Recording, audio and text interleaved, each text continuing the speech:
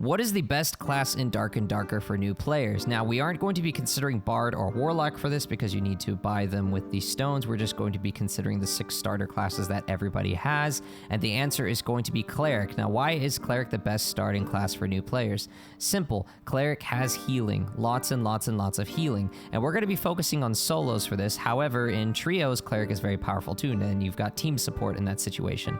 But for solos, when you are in the Goblin Caves, you are going to have a lot of situations where you take fights, maybe you get hit by a goblin, or maybe you fight a player, you take some damage, and you're going to want to heal yourself back up. Cleric has 2 spells they can use on themselves to heal themselves back up, Lesser Heal and Sanctuary. With these 2 spells in your kit, you're going to be able to heal yourself up a bunch and get up to full HP very quickly, so you're ready to take on another fight or to recover from some mistakes you made. Most other classes, they have to be extremely careful not to take even a single hit, and then when they fight a player and they're down to half or less health, they're terrified of getting in a fight with another player because they don't have enough HP to take another fair fight. Now, you might be asking, well, why not use potions? Why not use bandages? Again, this is for new players just starting out. You start out, you have 0 gold. The only potion you're going to have is the red potion you start with in your kit, and that's only going to heal you 12 HP over 20 seconds. You have 92 HP, 12 is nothing. And if you have no gold, you're not really going to be able to buy any health potions from the Alchemist or bandages from the Surgeon just yet. It is worth mentioning that Fighter does have Second Wind to restore 50% HP over 12 seconds. This is a must-have. It's an amazing ability if you play Fighter. And honestly, I like Fighter a lot, but I wouldn't recommend it for newcomers. If you're new to the game, you're going to take a lot of hits, and I don't feel like this 50% HP regeneration is enough for new players. So you need to play a class that's more forgiving, a class that can help you recover from mistakes. That's why I recommend Cleric. He is the best class for new players because he's going to give you a lot of free healing. You don't need to make money from your runs to be able to buy potions or bandages. You get these spells right off the bat with the starting equipment because you get a staff for free. Now, it is also worth mentioning that, yes, even while consumables do mitigate this, you can't stack these anymore. You used to be able to stack 3 potions in a single slot. They don't stack anymore, so they're going to take up some inventory space. You can't stack them all in your consumable slots, so it's a little harder to stack heals than you used to be able to. Just worth mentioning, making the Cleric even more valuable with their heals. Also worth mentioning, another class that has self-healing is the Ranger. Now, there can be an argument made for Ranger being pretty good because you can attack enemies safely at range. You won't really ever learn how to properly space yourself in melee distance, which I think is an important skill to learn in Dark and Darker, but Ranger is a powerful class, and you can also get the Field Ration ability, and this can be used 3 times, so you can actually recover a total of 75 HP. Ranger has 90 HP, so that is most of their health. But personally, I don't like Ranger. I'm not a very patient person. I like to push in and get aggressive. If you're that kind of person, I honestly recommend you try out Cleric. Anyway, you'll get even more healing, way more healing than the Ranger gets. Plus, you'll be able to practice dealing with enemies in melee range. Not only that, but Cleric starts with a shield. You get a buckler right off the bat. It's not as good as the Fighter shield. Like, it's very, very small, but it'll give you some practice for learning how to block things like arrows. But I would recommend that when you fight goblins and mobs like that you still try to avoid their attacks by spacing them, but you can always have your shield out to block it just in case your spacing is wrong, just making the class even more forgiving. Now, there are a couple downsides over picking Cleric that we need to talk about before we go into detail about the build. The Cleric has very, very low Resourcefulness. Resourcefulness is the stat that affects how quickly you can interact with things. So that means opening chests, using bandages, that sort of thing. He's extremely slow at it. Another thing is that the class is not extremely high damage. You're not a barbarian. You're not some kind of dual-wielding fighter. You're not going to do a lot of damage just with this little mace. Now, of course, this game is very gear-based. As you get, blues, purples, maybe even golds, you can do a lot of damage that way. The Cleric can use 2-handed weapons as well, like a maul, the Warhammer, and that does quite a bit of damage, but they still aren't going to have as much damage potential with it as other classes. However, the Cleric can make up for this with their buffs, and we do put a couple buffs on this class. So even though the Cleric by default can't really stand toe-to-toe with the heavier melee classes, you can cast a Bless on yourself. This will give you 3 strength, 3 agility, 3 will for 30 seconds. And you can also cast Protection that'll block 20 physical damage for 20 seconds. So it's like a free blue potion. And you could just cast both of these before a fight, and then you can have a pretty strong advantage. We'll go into more detail about this in a moment, but let's start with perks and skills first. So when you're starting out, of course, you're only going to have the first slot. I'm level 10, so I have these 2 slots. The first slot, you're going to want to use Perseverance. Why?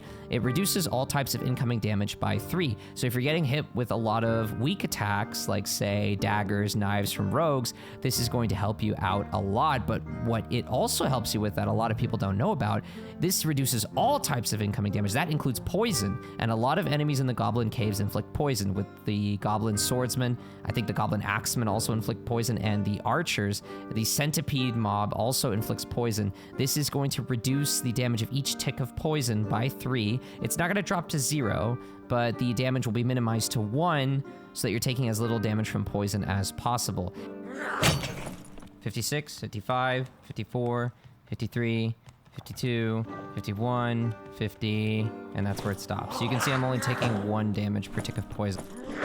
14, 12, 11, 9, 7, 6, 4, so I got multiple ticks of 2. And this is going to make a bigger difference when you're fighting rogues. Rogues use a lot of poison attacks, and it's going to reduce the ticks of their poison very low, perhaps even 1 damage per tick, depending on their stats. As you level up your cleric, of course, maybe you can take this. This gives you a little bit more damage per swing on your mace, and this boosts your healing by quite a bit. It's very handy. I'm not level 15 yet, but when you reach level 15, I would recommend either Protection from Evil just to reduce debuffs even more. This reduces the duration by half so they don't last as long, and that's not just for poison, not just damaging ones, but even ones that slow you down. So this could be pretty handy. If you go to the Tavern Master and if you want to buy some ale, if you drink it, it makes you drunk for 15 seconds, but it gives you an additional 7 strength. Higher rarities of the ale will give you more strength. That's a big strength boost. It'll give you a lot of damage, but being drunk is really annoying. It's really disorienting. Cleric is the class that can actually take on a skill, Brewmaster, so when you drink the ale, you won't get drunk, but you'll still get that strength boost. Personally, though, I don't like spending 5 years buffing. This lasts 30 seconds, this lasts 20 seconds. If you're spending so many seconds just casting buffs, then, I mean, you've already used up a lot of your buffs. I think 2 buffs is enough, but it is worth mentioning that that is a very powerful trait to use if you don't mind maybe replacing one of the 2 buffs with this, or just having a 3rd buff. That's perfectly understandable. Another possibility is Undead Slaying. It won't help you at all against players, which I find are usually the biggest issue. I don't find mobs to be a really big issue. However, this will increase your damage by 20% when fighting undead monsters. This isn't going to help you against the goblins, which are most of the enemies in the cave, but it will help you against skeletons, maybe against mummies as well. I haven't tested. I assume they count as undead. Kindness is more for playing with a team. If you heal another target, you'll heal 15% yourself. Holy Aura, it's more for team play as well. Nearby party members will get armor rating, magic resistance plus 15, and Requiem is for resurrection. So I wouldn't really worry about these 3 for solos. For the 4th perk, you can maybe take one of these 3. Now, for our active skills, I would say these are set fairly in stone. You definitely want to be able to equip skills, so put spell memory on this one. And for this one, use judgment. This ability is very, very handy. You have to stand still for a little bit. Don't move while casting it, but if you cast this on someone, it's unblockable. It'll go right through a shield. It'll do 25 magic damage, and it slows them for a little bit. And this scares the crap out of people. A lot of people don't know about this move, and this really scares them. You hit them with this, and I see them jump, they panic. It really disorients them. And then since they're slowed down, you can rush them and just beat them down with your mace, or if you're hurt, you can run away, you can heal, or maybe you can buff yourself real quick with your 2 buffs to prepare yourself for the fight. Speaking of the buffs, let's go ahead and talk about the skills. Now, again, this is meant to be a build for newcomers, so this isn't a get good situation. This is the class that's going to help you get good, because if you're dying in 2 hits on the battlefield, or if you're playing so scared because you got hit once and you're like almost dead, and now you just don't know what to do to get your health back up, you're not really learning. You need to be able to be out there in the field, make mistakes, learn from them, experiment, and improve. So that's why we have a lot of healing on this build. We have 4 casts of Lesser Heal, and we have 2 casts of Sanctuary. Now, one thing to explain with casting the spells, because again, this is for new players, make sure you're not aiming at any particular target when you cast these spells. You see it says casts on self if no target is found. That doesn't just mean teammates, that means enemies, and not just player enemies, even like enemy mobs. And I think I've even accidentally casted protection on a corpse before, which is really weird. So make sure you turn the camera towards a wall or the floor. Just don't be pointing at any entity when you cast something like Lesser Heal, Protection, or Bless to make sure that you actually get the buff, okay? Obviously, if you're in team play, then cast it on the ally that you want these buffs to go on. Sanctuary is a little bit different. You need to stop moving. Make sure you don't move while you cast this. It takes a long time to charge, so only use this outside of combat. Don't use it during combat. I haven't really tried it for the spell damage for undead. I've only used it for the heal. You stand still, and you just point it at the ground at your feet, and once you have it fully charged up, you let go, and you just wait. It ticks a few times, and it heals you a bunch, a little bit more than the Lesser Heal does. You'll get quite a a bit of healing out of that. And then these are for the heals and these are for the buffs. So you'll always want to cast Bless first because it lasts 30 seconds, whereas Protection lasts 20. So you want to try to have as much uptime on these two buffs before you take your fight. So I cast Bless. You'll get +3 strength for more damage, +3 agility for more movement, and +3 will, which I believe will boost your healing a little bit. Yes, spell power. But you usually use this when you're about to go into a fight, not necessarily when you're about to pop a heal unless you're running away, but of course it's still very nice to have. And then the other one is Protection. This is only going to help you against physical damage, but I do find that Fighter and Barbarian are the classes that I struggle with the most as Cleric. Rogues you'll eat rogues alive. They're not really a problem unless they catch you off guard or you make some kind of a mistake or they outplay you. Assuming an equal fight and equal gear, you should win against rogues.